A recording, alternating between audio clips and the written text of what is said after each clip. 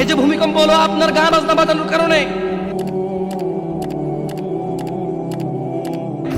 মুহাম্মদ সাল্লাল্লাহু আলাইহি ওয়াসাল্লাম কি মিথ্যা কথা বলে? কারা কারা হাত তোলেন তো যে মুহাম্মদ সাল্লাল্লাহু আলাইহি ওয়াসাল্লাম জানে না, মুহাম্মদ সাল্লাল্লাহু আলাইহি ওয়াসাল্লাম জানে না, এরকম কারা কারা স্বীকার করে? আল্লাহ নবী বলেছে, যখন বাদ্যযন্ত্র বেড়ে যাবে, গায়িকারা সম্মুখে এসে নাচবে, তুমি অপেক্ষা করো, পাহাড়গুলো কেঁপে উঠবে, পৃথিবীটা নড়ে উঠবে। জালজালা ইযা জুলজিলাতিল আরদু জিলজালাহা, যখন পৃথিবী প্রবল কম্পনে প্রকম্পিত হবে।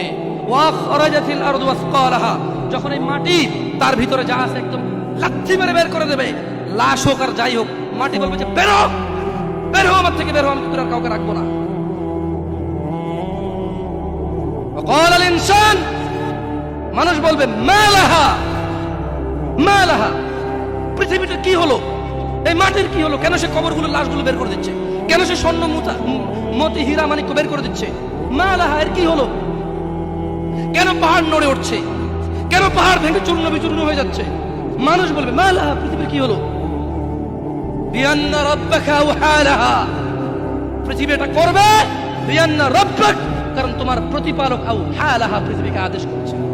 আপনি গান শোনেন, আমি শুনি না, আপনি গান বাজান, আমি বাজাই না। যখন চিটাগং নড়ে উঠলো ভূমিকম্পে, আপনার বাড়ির সাথে আমার বাড়িটা উঠছে। বন্ধ করেন এই জুলুম আমাদের উপর, আল্লাহর দিকে তাকিয়ে বন্ধ করেন, আল্লাহর দিকে তাকিয়ে বন্ধ করেন। আপনার বাড়িটা যদি ভেঙে ফেলার ইচ্ছা, বুলডোজারে ভেঙে ফেলেন, কেউ ধরবে? কেউ জিজ্ঞেস করবে আপনাকে? আপনি গান বাজনা শুনে এভাবে পৃথিবীতে বিপর্যয় নিয়ে আসতেছেন। ইত্তাকিল্লাহ হাক্কা তুকাতিহ, আল্লাহকে ভয় করুন যেভাবে ভয় করা উচিত।